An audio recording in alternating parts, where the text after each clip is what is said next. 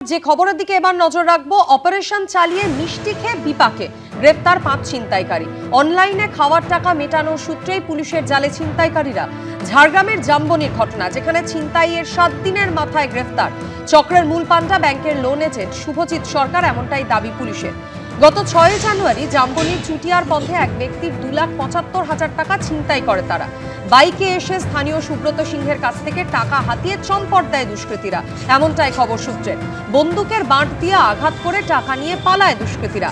এরপর ঝাড়খণ্ড যাওয়ার পথে একটি দোকানে খাওয়া দাওয়া করে দুষ্কৃতীরা, আর খাওয়ার টাকা পেমেন্ট অ্যাপে সেই সূত্রেই গ্রেফতার করা হয়েছে, এমনটাই দাবি পুলিশের। কারোর এসআইআর এর শুনানিতে ডাক পড়েছে, কারোর পড়েনি। তারপরও চাহিদা বাড়ছে বার্থ সার্টিফিকেটের। প্রত্যেক দিন বহু মানুষ আসছেন কলকাতা পুরসভায়। রোজকার স্লটও 200 থেকে বাড়িয়ে 300 করা হয়েছে। ভোটার তালিকায় নামটা রাখতেই হবে। এসআইআর শুনানিতে ডাক পড়লে যাতে হয়রানির মুখে না পড়তে হয়, তার জন্য নথিপত্র জোগাড় করতে মরিয়া সাধারণ মানুষ, বিশেষ করে বার্থ সার্টিফিকেট। কারণ এসআইআর এর শুনানিতে নিয়ে যাওয়ার জন্য নির্বাচন কমিশন যে নথির তালিকা দিয়েছে, তার মধ্যে অন্যতম হলো জন্ম সার্টিফিকেট। এই নথি সংগ্রহ করতে প্রত্যেকদিন বহু মানুষ আসছেন কলকাতা পুরসভায়। বাড়ানো হয়েছে স্লটও। এসআইআর এর হিয়ারিং এ ডাক পড়েছে পার্ক সার্কাসের বাসিন্দা মুমতাজ বেগমের। স্বামীর সঙ্গে এসেছিলেন বার্থ সার্টিফিকেট নিতে। हमरा लेके दौड़ा-दौड़ी हो रहा है। हाँ, आगे डॉक्यूमेंट तो सब है, आधार कार्ड, वोटर आईडी कार्ड सब है, सिर्फ बर्थ सर्टिफिकेट नहीं है। इसीलिए घर में होगा, इसी के लिए। এমন অনেকে বার্থ সার্টিফিকেট নিতে এসেছেন যাদের এসআইআর এর শুনানিতে ডাক পড়েনি, তবু আতঙ্ক যদি কোনোদিন প্রয়োজন পড়ে। তাদের মধ্যে একজন মেটিয়াবুরুজের বাসিন্দা তানভীর হোসেন। আমি ছোটোখাটো চাকরি করি একটা কাপড় দোকানে। হ্যাঁ, ওদের 300 টাকা রোজে পাই, ওটাও কামাই হয়ে গেছে আজকে। টাকা পয়সা খুব টান আছে। বার্থ সার্টিফিকেট এই কারণে এসেছি যে আমাদের মা বাবারা আমাদের সময় তো অনেকটা গাফিলতি করেছে, বার্থ সার্টিফিকেট বানায়নি। আরও প্রসেসে বার্থ সার্টিফিকেট লাগতে পারে। আসার সময় হয়তো এসআইআর থেকে এনআরসিও হতে পারে, তখন তো আমাদের অনেক কত ডকুমেন্টগুলো লাগবে। যেসব ডকুমেন্ট নেই ওগুলোই রেডি করতে চাইছি। এলগিন রোডের বাসিন্দা উত্তম সিং রায়েরও শুনানিতে ডাক পড়েনি, তবে আসল বার্থ সার্টিফিকেট হারিয়ে ফেলায় ফের এসেছেন পুরসভায়। আমার ওই জন্মের সার্টিফিকেটটা হারিয়ে গেছিলো, জেরক্সটা আছে, আপাতত দিয়েছি, এখন ওটা অরিজিনাল করব। না, ওটা এমনি বানিয়ে রাখছি অরিজিনালটা, কেন নেই যদি বাঁচান চেয়ে বসে। বার্থ সার্টিফিকেট দেওয়ার নিয়ম আরো সহজ করেছে কলকাতা পুরসভা। এই নথি নিতে গেলে হোয়াটসঅ্যাপেই বুক করা যাবে স্লট। নম্বরটি হলো 8335999111। হাটান ডেতে যে হোয়াটসঅ্যাপ আছে, হোয়াটসঅ্যাপ গ্রুপে আছে, সেখানে চ্যাটবট বলে একটা অ্যাপস আছে, যেখানে একটা হাই বলে লিখতে হয়। লিখলে ওনারা শর্ট ডেট আর টাইম দেন, শর্টে ডেট অ্যান্ড টাইম দেন। সেই ডেট অ্যান্ড টাইমে ওনাদের এসে হিয়ারিং আসতে হয়, এসে সেখান থেকে কাগজপত্র সাবমিট করতে হয়। এখন এই চ্যাটবটে আমাদের ডেলি 300 করে স্লট করে দেওয়া হয়েছে, মানে 300 জন মানুষ তারা প্রায়োরিটির ভিত্তিতে আবেদন করতে পারবেন। রবিবার বাদে বাকি সব দিনই কলকাতা পুরসভা থেকে পাওয়া যাবে জন্ম certificate. Arnab Mukhopadhyay report, ABP Ananda, Kolkata. ছিল না ফিটনেস সার্টিফিকেট, 1.5 বছর আগে শেষ হয়েছে পলিউশন সার্টিফিকেটের মেয়াদও। সেই অবস্থাতেই কলকাতার তপসিয়া মোড়ে সরকারি বাস উল্টে ভয়ঙ্কর দুর্ঘটনা ঘটে গেল, যার জেরে বরাত জোরে প্রাণে বাঁচলেন যাত্রীরা। ইতিমধ্যে এই ঘটনায় প্রশ্ন উঠছে, কিভাবে এতদিন ফিটনেস সার্টিফিকেট ছাড়াই খাস কলকাতায় চলছিল এই সরকারি বাস।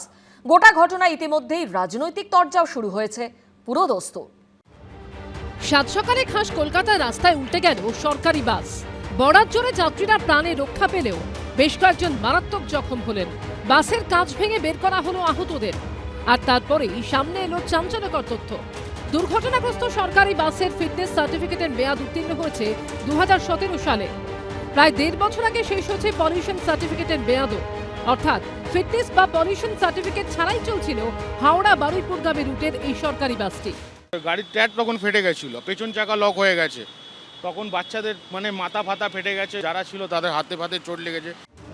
মঙ্গলবার সকাল প্রায় 8টা পার্ক সার্কাস থেকে সায়েন্স সিটির দিকে যাচ্ছিল হাওড়া বারুইপুরগামী এই সরকারি বাসটি। প্রত্যক্ষদর্শীদের দাবি, তপসিয়া মোড়ের কাছে চলন্ত বাসের সামনে আচমকা একটি মোটর বাইক চলে আসে। সেই সময় নিয়ন্ত্রণ হারিয়ে রাস্তার রেলিংয়ে ধাক্কা মেরে উল্টে যায় সরকারি বাসটি। আমি গাড়ি চালিয়ে আসছিলাম তপসিয়ার দিকে, তখন একটা গাদাম করে আওয়াজ হয়। আওয়াজ হতে দেখি বাসটা ওইখানে ছিল, বাঁদিকে ছিল। বাঁদিকে থাকতে দেখি গাড়িটা উল্টো দিনে ডান দিকের লেনে ঘুরে যায়। ঘুরে যেতে রেলিংয়ে মারে, রেলিংয়ে মারার পর গাড়িটা পাল্টি খায়। উল্টে যাওয়া সরকারি বাসের মধ্যে আটকে পড়েন যাত্রীরা। পরে কাঁচ ভেঙে আহত যাত্রীদের উদ্ধার করা হয়। তাদের মধ্যে রয়েছেন একজন ক্যান্সার আক্রান্ত রোগীও। कोई एक्शन नहीं लिया जा रहा, वैसे चला दिया जा रहा। किसी का भी घर का तो मरा होगा आदमी, कल ही मेरा पेशेंट इंजर्ड नहीं हुआ है यहाँ पे, सभी का हुआ। बहुत ऊपर पूरा भीड़ हो रहा है, मेरा पेशेंट तो उल्टी हो रहा है, उनका कैंसर हुआ है, कैंसर ऑपरेशन हुआ है। দুর্ঘটনাগ্রস্ত সরকারি বাসের নম্বর WB11C7858। দেখা যাচ্ছে এই সরকারি বাসের রেজিস্ট্রেশন হয়েছে 2015 সালের 1 অক্টোবরে। সরকারি বাসটির ফিটনেস ছিল 2017 সালের 30 সেপ্টেম্বর পর্যন্ত, অর্থাৎ ফিটনেসের মেয়াদ শেষ হয়ে গেছে 9 বছর আগে। অন্যদিকে পলিউশনের মেয়াদ ছিল 2024 সালের 31 জুলাই পর্যন্ত।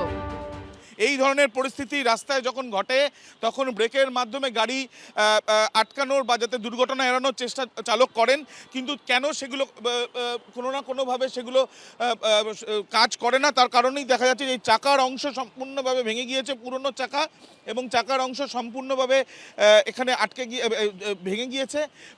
ব্রেক আদৌ সঠিকভাবে কাজ করেছিল কিনা তা নিয়ে একটা প্রশ্ন থাকছে। সরকারি বাস মানেই কম ভাড়ায় সময় গন্তব্যে পৌঁছানোর অন্যতম মাধ্যম। কলকাতায় প্রতিদিন সরকারি বাসে হাজার হাজার যাত্রী যাতায়াত করেন, আর সেখানেই কিনা এই ধরনের মৃত্যুফাঁদ। প্রশ্ন উঠছে, কিভাবে এত বছর ধরে ফিটনেস সার্টিফিকেট ছাড়াই খাস কলকাতায় এই বাস চলছিল? কেন 1.5 বছর আগে পলিউশন সার্টিফিকেটের মেয়াদ ফুরোনোর পরেও তা করানো হয়নি? কলকাতা জুড়ে আর কত এইভাবে নিয়ম বহির্ভূত সরকারি বাস চলছে? সরকার বা পরিবহন দফতরের নজরদারি কোথায়? থানার জিপগুলোকে ধরুন না, যারা আমাদের সামনে দিয়ে পাইলট হয়ে যায়, তার যে ধোঁয়া বেরোয়, ও তো ধোঁয়া যদি আপনার মুখে লাগে আপনাকে পশ্চিমবঙ্গের মানুষ মনে হবে না, আফ্রিকার মানুষ মনে হবে। এবং প্র্যাকটিক্যালি ওই গাড়িগুলোর যদি আপনার টেস্টিং করে, থানার গাড়ি যদি টেস্টিং করেন, 90% গাড়ির ফিটনেস পাবেন না আপনি। তো পশ্চিমবঙ্গের এটাই অবস্থা। আমরা ইতিমধ্যেই বলেছি র্যাশ ড্রাইভিং করা অর্থাৎ বেপরোয়াভাবে চালালে এবার আমরা ড্রাইভারের বিরুদ্ধে অ্যাকশন নেব, ইনক্লুডিং মালিক অ্যাকশন নেব। তাহলে এখানে যেহেতু এটা পিপিপি মোডে চলে, যে ড্রাইভার র্যাশ ড্রাইভিং করেছে বা বেপরোয়া চালিয়ে এটা করেছে তার বিরুদ্ধে আইনত ব্যবস্থা হবে। দুর্ঘটনার সময় বাসের ব্রেক কি আদৌ সঠিকভাবে কাজ করেছিল? তদন্তে নেমে এখন সেটাই খতিয়ে দেখছে পুলিশ। দুর্ঘটনায় আহতদের এদিন ক্যালকাটা ন্যাশনাল মেডিকেল কলেজে ভর্তি করা হয়। হাসপাতাল সূত্রে খবর, জখম 4 জন যাত্রীর জরুরি ভিত্তিতে অস্ত্রোপচার করতে হয়েছে।